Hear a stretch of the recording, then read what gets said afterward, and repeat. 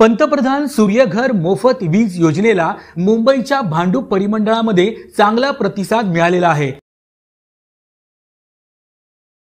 महावितरणाच्या या परिमंडळात 600 ग्राहकांनी आपल्या घराच्या छतावर सौर ऊर्जा प्रकल्प बसवलेले आहेत आणि त्यामधून त्यांना मोफत वीज मिळणे देखील सुरू आहे। यामध्ये ठाणे शहरात 53 तर वाशीमध्ये 150, पेणमध्ये 397 अशा एकूण 600 ग्राहकांनी सौर वीज मिळवण्यास सुरुवात केलेली आहे।